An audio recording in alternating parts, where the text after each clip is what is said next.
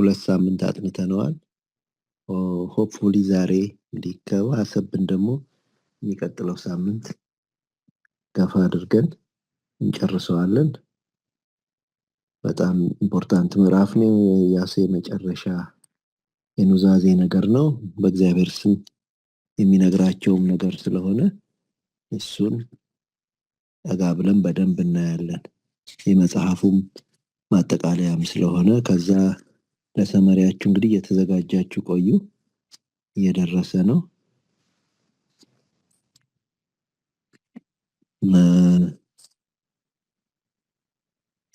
ባለፈው ሳምንት የተማርነውን ትንሽ ሰመራይዝ ላድርግና ከዛ በኋላ አንብበን ወደ ዛሬው ጥናታችን እንሄዳለን ማለት ነው።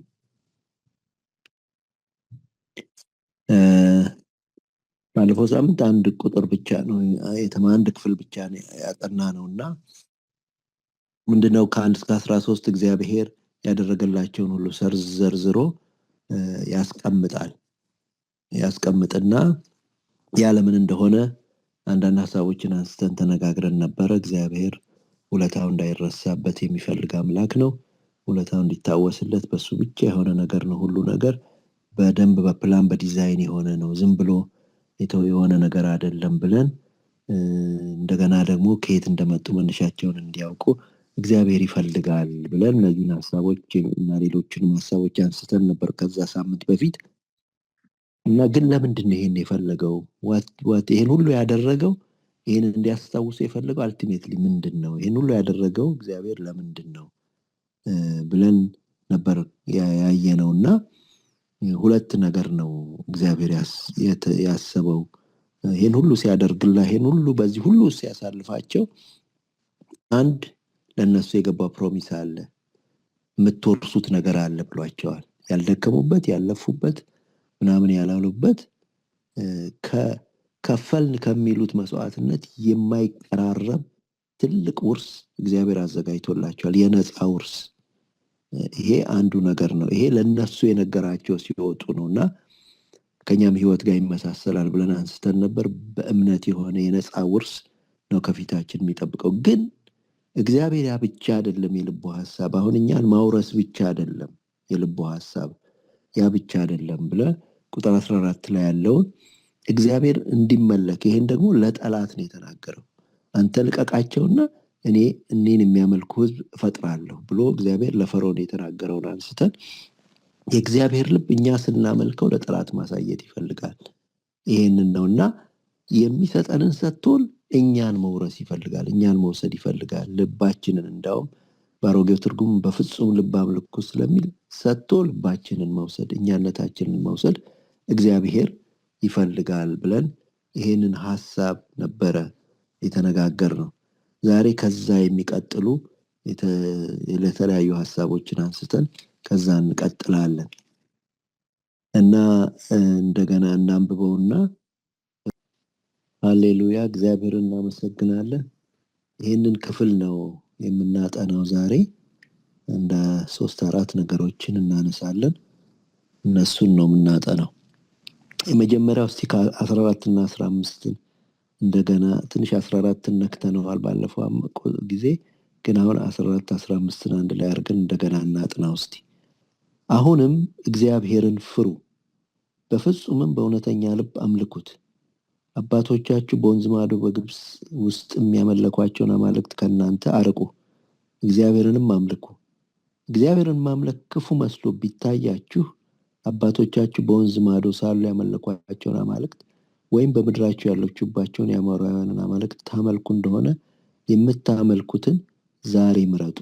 እኔና ቤቴ ግን እግዚአብሔርን እናመልካለን ይላል ይሄ ክፍልና እስቲ እግዚአብሔርን ስለማምለክ ምን እንረዳለን? ከዚህ ክፍል እግዚአብሔርን ስለማምለክ ምን እንረዳለን? ታሪክ አለው ተነስቼ የመሲንም ጥያቄ ለመመለስ ሞክራለሁ።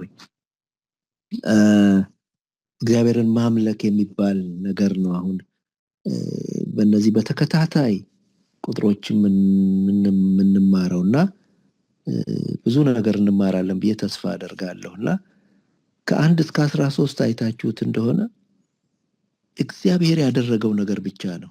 እግዚአብሔር ያደረገው ነገር ነው ሁሉም የተጻፈው እና ያደረገው ነገር ሲጠቀለል ቁጥር 13 ላይ ሰጠኋችሁ ብሎ ይጨርሳል። እግዚአብሔር ያለፋችሁበት እንደዚህ ልክ የሚመስለው እዛ ጋር ዝም ብለን ተቀምጠን እየበላን እንድንኖር ይመስላል። በቃ ይሄን ሰጠኋችሁ ብሎ ቢያቆም እግዚአብሔር እየበሉ መኖር፣ በቃ እየተደሰቱ መኖር ያ ይመስላል እግዚአብሔር ዓላማ። ግን እንደሱ አይደለም። ያ እግዚአብሔር ለኛ ያደረገው ነው። እኛ ለሱም እናደርገዋል። ሪስፖንስ ይፈልጋል እግዚአብሔር።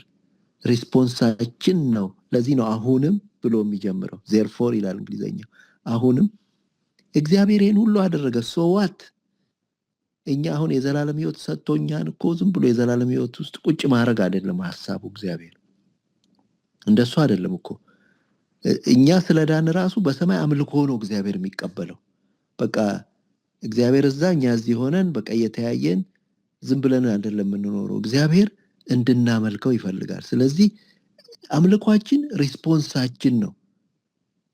ኦቨርዌልምድ የመሆናችን ውጤት ነው። አንተ እግዚአብሔር ይሄን ሁሉ ታግለ፣ ይሄን ሁሉ አድርገ፣ ይሄን ሁሉ ሰርተ፣ ይሄን ሁሉ አድርገ በበረሃ መርተ ኤፌሶን ምዕራፍ 2 እንደሚለው በኃጢአታችሁና በበደላችሁ ምክንያት ሙታን ነበራችሁ፣ በዚህም በዚህ ዓለም አለቃ ፈቃድ የስጋችሁ ምኞት የፈጸማችሁ ትኖሩ ነበረ። እግዚአብሔር ግን ከምሕረቱ የተነሳ እንደዚህ ያደረገላችሁ። አሁንም እናንተ አሕዛብ የነበራችሁ ይህንን አስቡ፣ እንደዚህ። ይሄ ኦቨርዌልም አድርጎን የምንሰጠው ሪስፖንስ ነው ለእግዚአብሔር። ይሄን ኦቨርዌልም አድርጎን የምንሰጠው ሪስፖንስ ነው። ሌላ ሐሳብ በኋላ እናያለን። ይሄ መጀመሪያው ሐሳብ ነው። አምልኳችን የእግዚአብሔር ቸርነት ሪስፖንስ ነው። ግዴታ አይደለም። የሆነ ሳንገፋፋ የምናደርገው ነገር አይደለም። እንትን አይደለም። ግን አምልኳችን ሪስፖንሳችን ነው። የእግዚአብሔር ቸርነት በሕይወታችን የሆነው ቸርነት ሪስፖንስ ነው። ይሄ መጀመሪያው ሐሳብ ነው። ቀጥሎ እግዚአብሔርን ፍሩ ይለናል። በፍርሃት ነው እግዚአብሔር የሚመለከው። በፍርሃት ነው እግዚአብሔር የሚመለከው። ይሄ ሐሳብ በጣም ሳስበው ነው የዋልኩት ዛሬ። ይሄ እግዚአብሔርን ፍሩ የሚለው ሐሳብ ሳስበው ነው ያልኩት። እንዴት ነው እግዚአብሔር መፈራት የሚፈልገው? አሁን መሲም ካነሳቸው ሐሳብ ጋር እንዴት ነው እግዚአብሔር መፈራት የሚፈልገው ብዬ ሳሰላስል ነበረ እና እንዴት ነው የፈለገው ሊፈራ እግዚአብሔር? እንዴት ነው የፈለገው እግዚአብሔር ሊፈራ? ዘጸአት ምዕራፍ 20 ነው መሰለኝ። ዘጸአት ምዕራፍ 20 ቆይ ጥቅሱን በትክክል ላውጣውና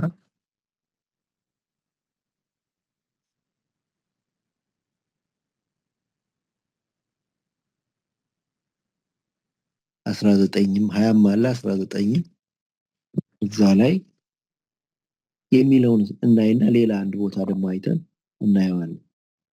እንዴት ነው እግዚአብሔር መፈራት የፈለገው? 19 ቁጥር 12 ላይ እንደዚህ ይላል። እግዚአብሔርም ሙሴን አለ፣ ወደዚህ ሕዝብ ሂድ፣ ዛሬና ነገም ቀድሳቸው፣ ልብሳቸውን ይጸው በሶስተኛው ቀን ሕዝቡ ሁሉ ሊያዩ እግዚአብሔር በሲና ተራራ ላይ ይወርዳልና በሶስተኛው ቀን ይዘጋጁ። ወዘንም ለሕዝቡ በዙሪያው አድርግላቸው። ወደ ተራራው እንዳትመጡ፣ ጫፉንም እንዳትነኩ ተጠንቀቁ። ተራራውን የነካ ፈጽሞ ይሞታል፣ የማንም እጅ አይንካ። ነገር ግን የሚነካ ሁሉ ይወገራል ወይም በፍላጻ ይወጋል። እንስሳ ወይም ሰው ቢሆን አይድንም በላቸው። ሳያቋርጥ የመለከት ድምፅ ሲነፉ በቃ እዚህ ጋር ላንብበውና ወረድ ብዬ ላንብበው። ይሄን አንድ ሐሳብ እንያዝ፣ በኋላ እመጣበታለሁ። እግዚአብሔርም በሲና ተራራ ላይ ወረደ፣ ተራራው ራስ ወረደ። እግዚአብሔርም ሙሴን ወደ ተራራው አስጠራው፣ ሙሴም ወጣ። እግዚአብሔርም ሙሴን ውረድ፣ እግዚአብሔር ለማየት ዳርቻውን እንዳያልፉ ከእነርሱ ብዙ ሕዝብ እንዳይጠፉ ለሕዝቡ አስጠንቅቃቸው፣ ወደ እግዚአብሔር የሚቀርቡት ካህናት ወደ እግዚአብሔር እንዳያጠፋቸው ራሳቸውን ይቀድሱ አለ። ሙሴም እግዚአብሔርን አንተ በተራራው ዙሪያ ወሰን አድርገህ ቀድሱ ብለህ አስጠንቅቀሃልና ሕዝቡ ተራራውን ይወጡ ዘንድ አይችሉም አለው። እግዚአብሔርም ሂድ ውረድ፣ አንተና አሮን አሮንም ከአንተ ጋር ትመጣላችሁ። ካህናቱ ሕዝቡ ግን እግዚአብሔር እንዳያጠፋቸው ወደ እግዚአብሔር ይወጡ ዘንድ አይተላለፉ አለው ይላል። ይሄ ሌላ ሐሳብ ነው። ከዛ የመጀመሪያው ሐሳብ የምፈልገው 20 ላይ ነው። 20 ላይ ምን ይላል? ሕዝቡም ሁሉ ነጎድጓዱን፣ መብረቁን፣ የቀንደ መለከቱን ድምፅ ተራራውን ሲጠሳ አዩ። ሕዝቡም ባዩ ጊዜ ተርበደበዱ፣ ርቀውም ቆሙ። ሙሴም አንተ ተናገረን እኛም እንሰማለን፣ እንዳንሞት ግን እግዚአብሔር አይናገረን አሉት። ሙሴም ለሕዝቡ እግዚአብሔር ሊፈትናችሁ ኃጢአትንም እንዳሰሩ እሱን መፍራት በልባችሁ ይሆን ዘንድ መጥቷልና አትፍሩ አለ። ሕዝቡም ርቀው ቆሙ። ሙሴም እግዚአብሔር ወዳለበት ወደ ጨለማው ቀረበ ይላል። አሁን እግዚአብሔር እንዴት ነው መፈራት የሚፈልገው የሚለውን ነው የምናየው እዚህ ላይ። ምዕራፍ 20 ላይ በሚያስፈራ መገለጥ ነው የመጣባቸው። በሚያስፈራ መገለጥ ነው የመጣባቸው እና ፈሩና ልንሞት ነው አሉ። እግዚአብሔር ሙሴ ምን አላቸው? እንድትሞቱ አይደለም ግን ልባችሁ ውስጥ ፍርሃት ሊከት እግዚአብሔር ፈልጓል አላቸው። ምንድን ነው የሚላቸው? በማንነቱ ልክ እንድትፈሩት። በማንነቱ ልክ ዕብራውያን 12 ላይ የሚለው እግዚአብሔር የሚባላ እሳት ነው። ዕብራውያን 12 መጨረሻው ቁጥር ላይ የሚባላ እሳት ነው። ስለዚህ በፍርሃትና በመንቀጥቀጥ ሬቨረንድ አንዱ ነው።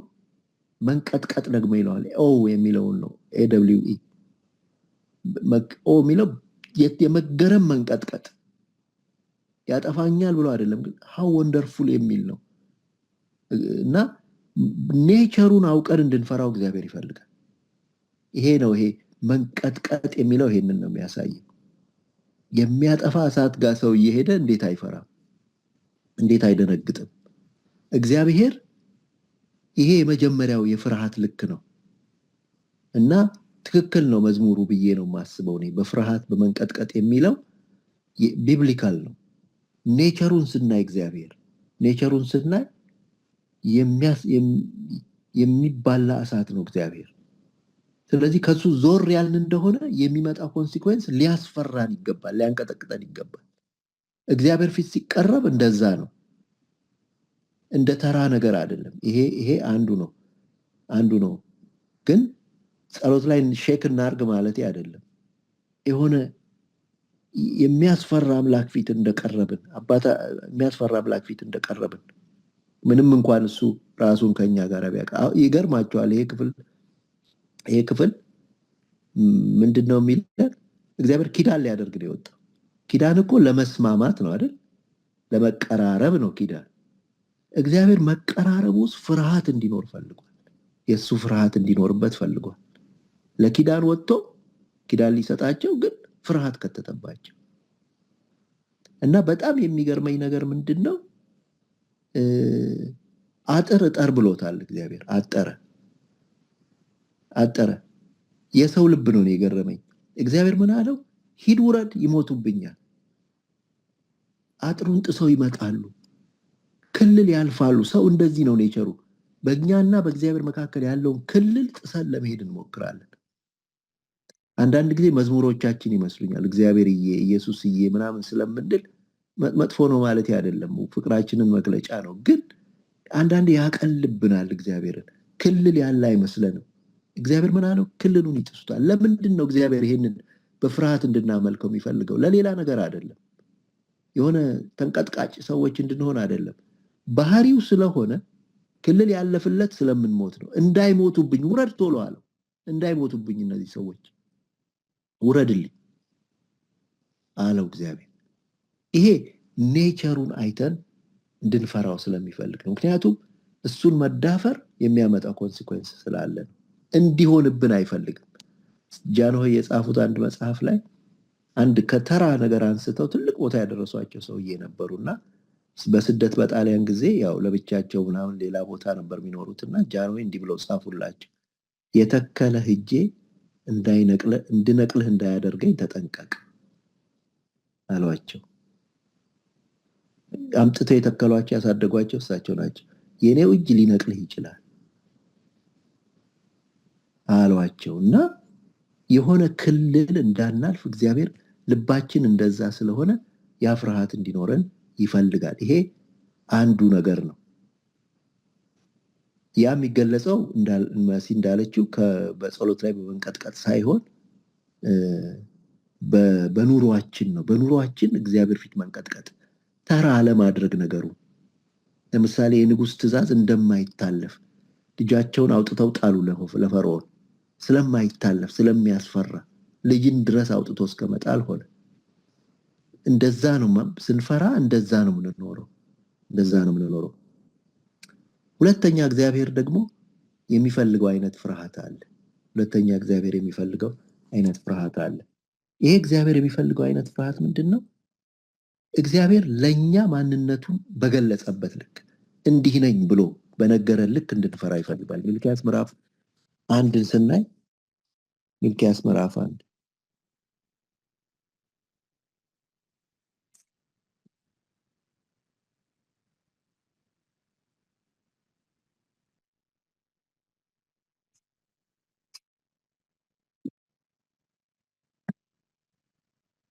7 ላይ እንደዚህ ይላቸዋል።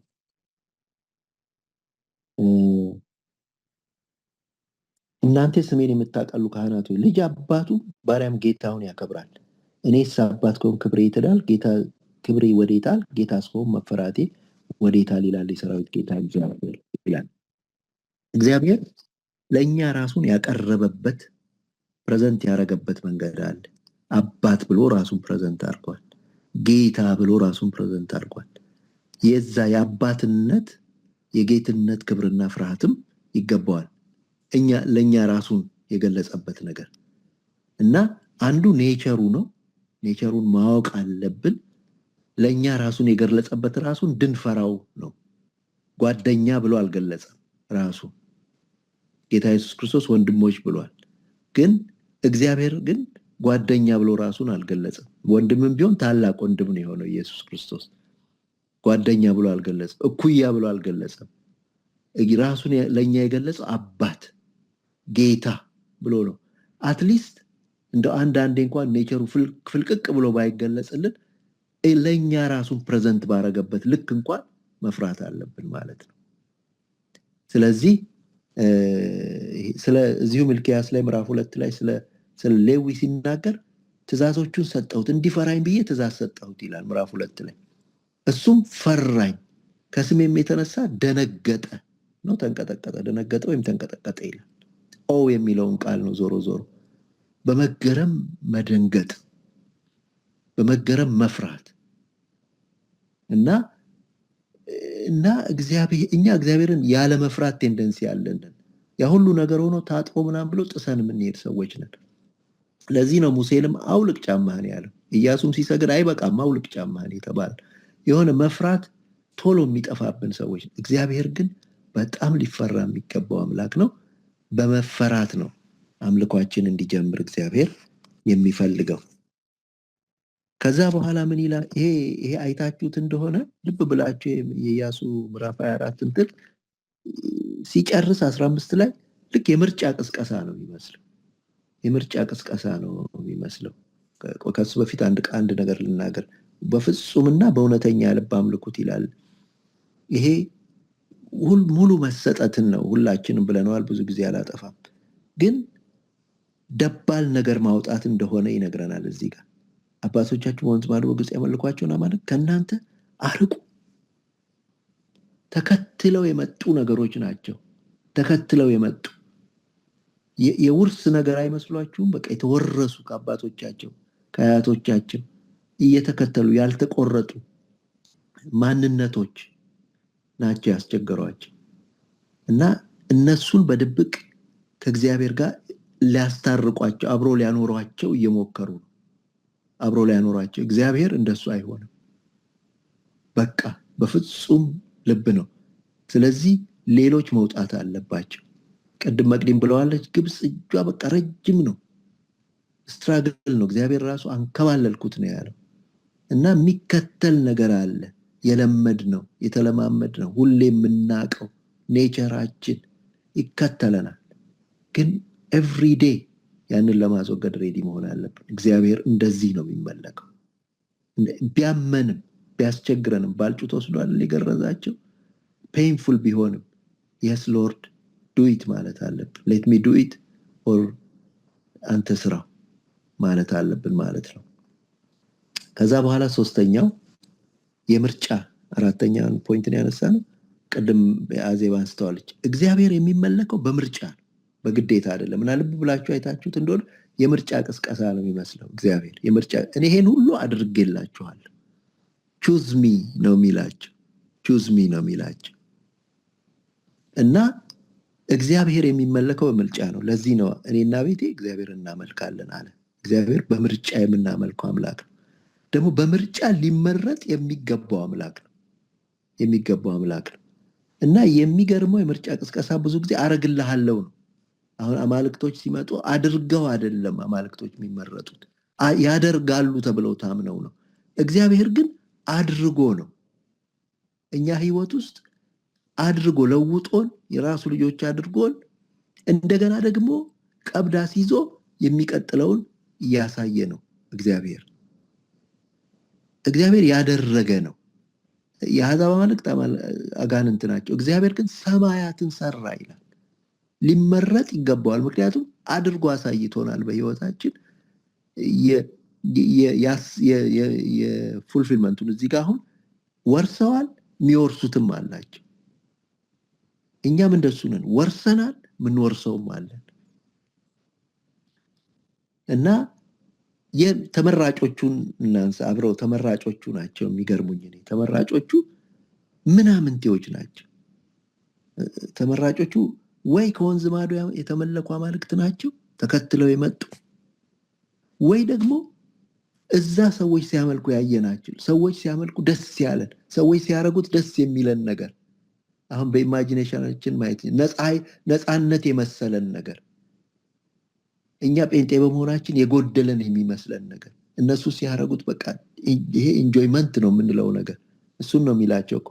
ወይ እዛ ያሉትን አምልኩ ከወንዝ ማዶ የዘራችሁን ነገር ተከተሉ፣ ወይ ደግሞ እዚሁ አሞራውያን ሲያመልኩ ያያችኋቸው እነሱን አምልኩ። በእኛ ኮንቴክስት እንደዛ ነው። ሰዎች በቃ የሚያደርጓቸው የሚያጓጉን ነገሮች፣ ቴምት የሚያደርጉን ነገሮች፣ ግን እነዚህ ምናምንቴ ናቸው።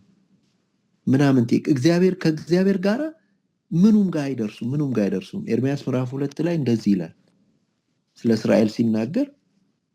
እግዚአብሔር ራሱ በጣም ተገርሞ ነው የሚናገረው። እግዚአብሔር በመገረም ነው፣ በጣም በሚገርም ኮንትራስት ነው የሚናገረው። ኤርምያስ ምዕራፍ 2 ላይ ሲናገር በጣም ገርሞታል እግዚአብሔር ራሱ። ምዕራፍ 2 ከ9 እስከ 13